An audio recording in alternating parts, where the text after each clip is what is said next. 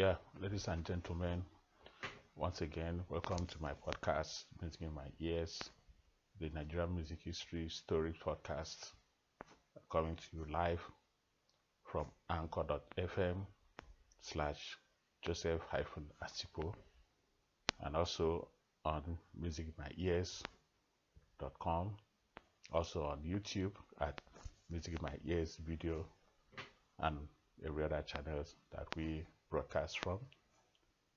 So it's been a while. I've not really recorded anything because of running around for some other issues. So today, just another random music, because when things happen or when we observe things, we do our best to share our point of view,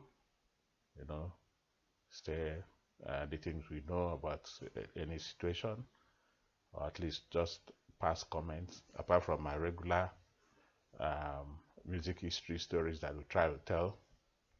Some of the current things that happen, we just have to make our comments because we love music. We are part of music.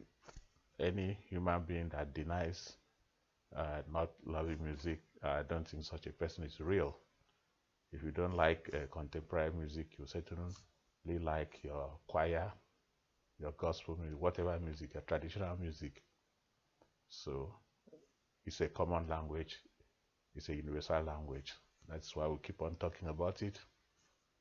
So today I just want to take a look at the phenomenon in Nigeria, in Nigerian music industry, the shift in Nigerian music industry as we observe today currently. I'm not against innovation. I'm not against creativity or trying to adopt or imbibe anything good.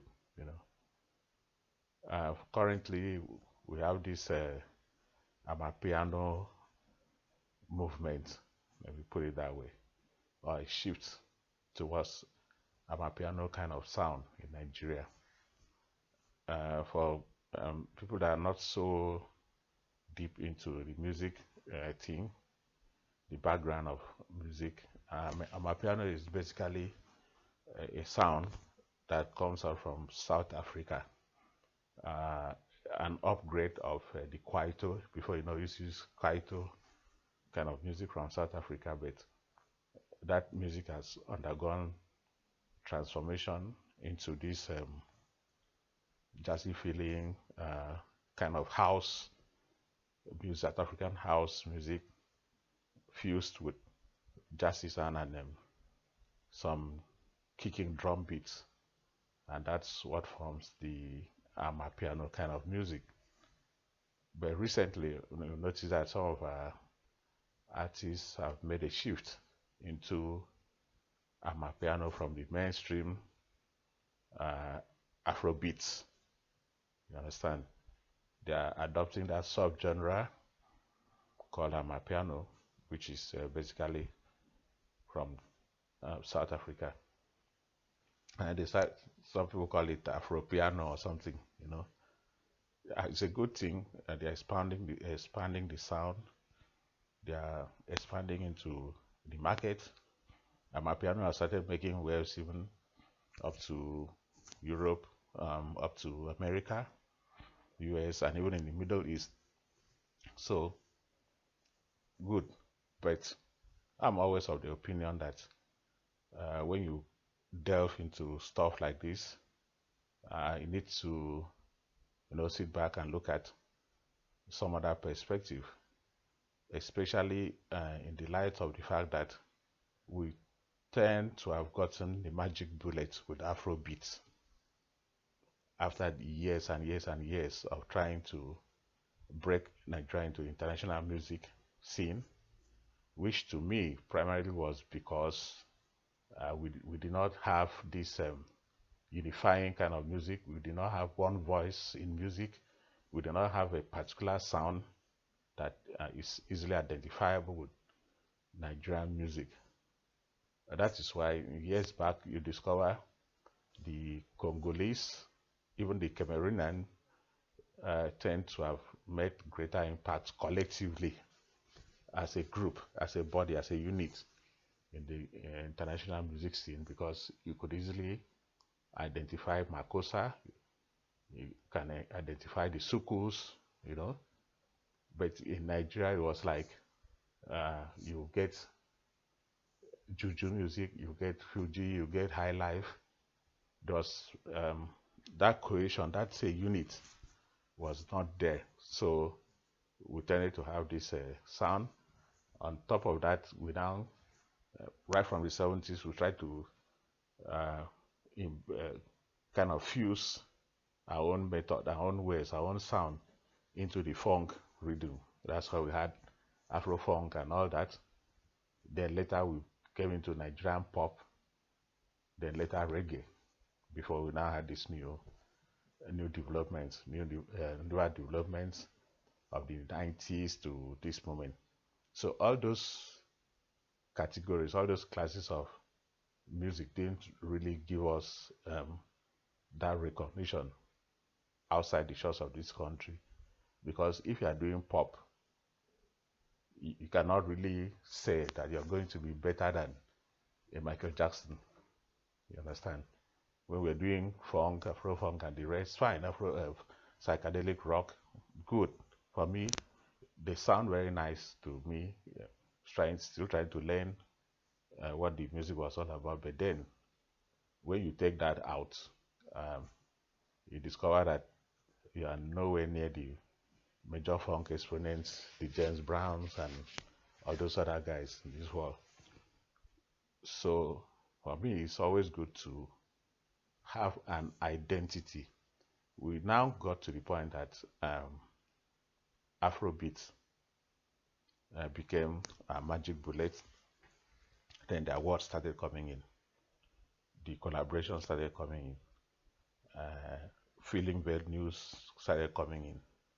Why? Because the majority of artists were now playing the same kind of sound that is easily identifiable with Nigeria, to the extent that some of the West African countries started copying what we're doing. Remember when the music was evolving at a point, we had this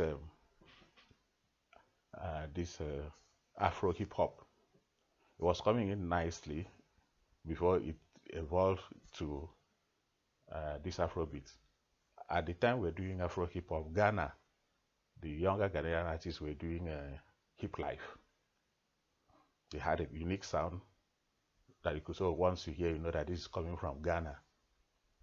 But trust Nigerians, we made a leap into the Afrobeat scene, and every other person tried to dive into Afrobeat. I remember 2021 was in Ghana.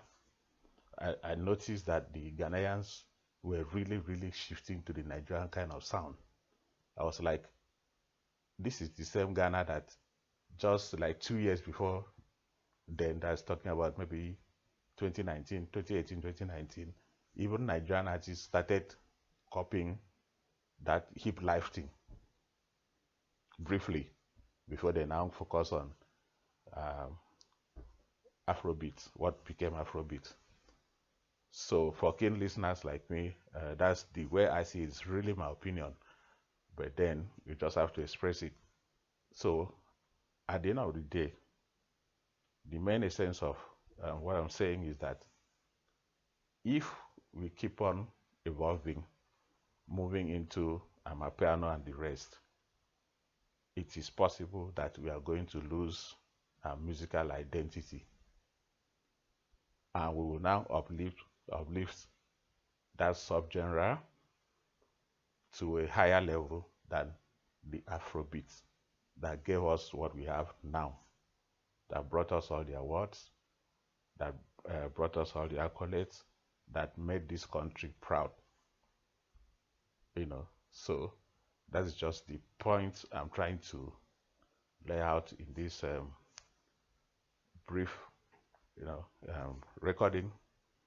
It's good to innovate. It's good to imbibe new ideas, but uh, let it be seen that we are not losing our identity, and the cultural aspects that we have is not lost, because that's what will speak for us as a country. That is what will identify us as a country. I know what the the foreign guys always appreciate when you bring originality to the table. So it's important that we are able to show what we have. You can innovate, you can fuse sound, but the wholesale kind of movement is just what I'm talking about and I'm trying to caution against. So I don't need to say so much. Thank you for listening. Thank you for being with us. Once again, we are on musicinmyears.com. We are on anchor.fm/Joseph-Asipo. We're on YouTube. And by the way, um, our album is out. Gabriel Ashibi, Breeze, Paparazzi, the album, Timeless album is out. You can find it on any of the streaming platforms you use, Spotify, Tidal, iTunes, Apple Music, Tencent, Amazon Music is everywhere. That is a retro release because the songs were recorded in the Afro hip hop era. So we are releasing it as a legacy project, more or less. Just visit the stores or your streaming platform and get to listen to it. Once again, the album is Timeless by Gabriel Ashibi, also known as Breeze, also known as Paparazzi. So thank you so much for staying tuned to this very episode of Music in My Ears, the Nigerian Music History Story Podcast. We are recording too on YouTube, so you can visit us, Music in My Ears videos. Click on and watch. Thank you so much. Until next time, stay blessed.